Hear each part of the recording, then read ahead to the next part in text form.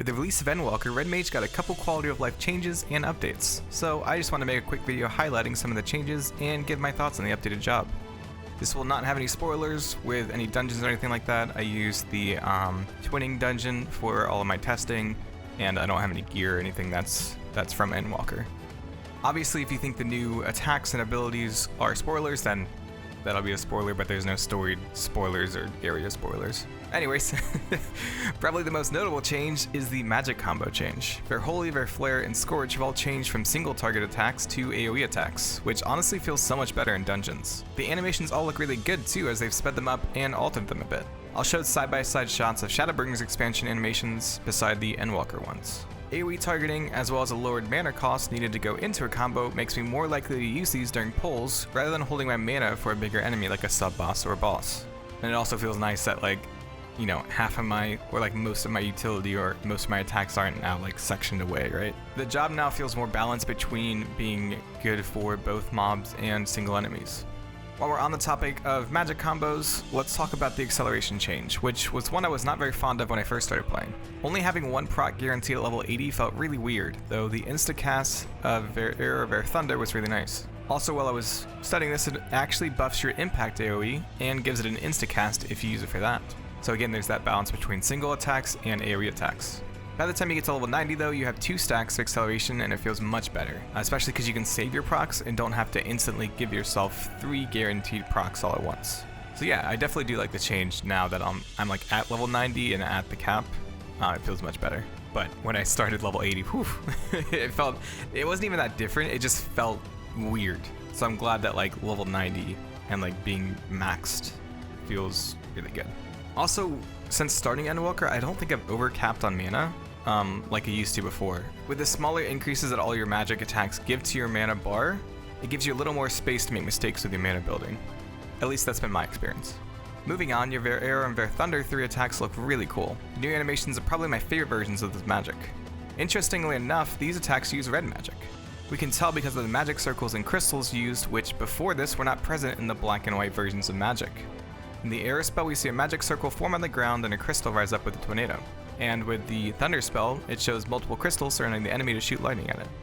Maybe to make black and white magic even more powerful, the red mages augmented that magic with red magic. I'm not really someone that's too deep into the lore of 14 quite yet, so if anyone has insight into this, I'd love to hear your thoughts on it. Some quality of life changes I'll also note are the double stacks for your gap closer and engagement and displacement attacks. Engagement now also has the same potency as displacement, so you never have to decide whether you want to chance flinging yourself to death for a couple more deeps numbers. Though, can you really call yourself Red Mage if you aren't throwing yourself off a cliff at least once per trial? I don't think so. Manification now just gives a straight 50 to your mana bars, which is really nice, though I always forget that I don't need to do math in my head anymore. Even though the math that I do is actually always wrong anyways. I'll think I don't have enough for my like Moulinet combo when I use Manification, and then I do, so it's kind of embarrassing.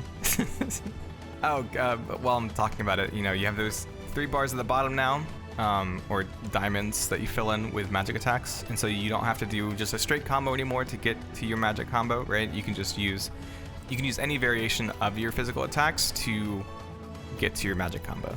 Anyways, Emboldened now also doesn't have stacks you lose, so it's just a straight 5% increase for 30 seconds. Adel also has added physical damage to its utility, giving a 5% physical damage down, or like physical damage taken, alongside its 10% down magic damage taken. I don't know how you say that, right? But you guys know what I mean. The last change is that the LB3, while still blinding, has been knocked off its spot of top blinding mechanic because that is now exclusively taken over by Summoner. Didn't know they even had it in him, but he's there. It's blocking. I can't see anything. Also, I know I can change the avatar size. I know. Alongside all these changes, there were also 2 new additions to your arsenal, Magic Barrier and Resolution. Magic Barrier creates a dome of magic around you, reducing magic damage by 10%, and also buffs healing by 5%. I always forget to use this one, but it looks really cool. I like how the light kind of circles out around the dome and then meets at the top. Yeah, it looks really cool. Resolution is a line attack in front of you. This lines up magic circles in front of you as your Warrior of Light shoots a beam of energy through them. You can see rose bushes circle to make up the magic, and the Warrior of Light puts his weapons together as he casts the magic. You can actually see him using the floating part to thrust forward the magic. And I think that about covers the changes for Red Mage. I really enjoyed the changes when it's fully upgraded. I think it balances the idea of red mages better since you shift between physical and magic combos more quickly now. The shift to AoEs for the final magic combo is also a welcome change. I already talked about it a little bit, but they just feel so fast and snappy, and the whole flow of the job just feels so much better. So I hope you enjoyed. I really do want to do more Endwalker content. I have a bunch of ideas. I just kind of want to wait until, you know, it's been a little bit of time so people can get through it. I know queues have been awful, and I don't want to jump into like too much Endwalker content too fast, because I really do want people to experience it for themselves before, you know, I'm adding on another video to the pile of stuff that might spoil Endwalker, because I would hate to do that for anybody. And not that I would make thumbnails or content that would directly spoil stuff, because that's not, I wouldn't do that. So, hope you enjoyed. If you want to, you can subscribe. I'll be doing more animation and like closer looks soon, hopefully. I want to do one for Reaper as soon as I can. That job is so much fun. It's really smooth. I love it. And yeah, I'm gonna stop rambling. So I'll see you in the next video.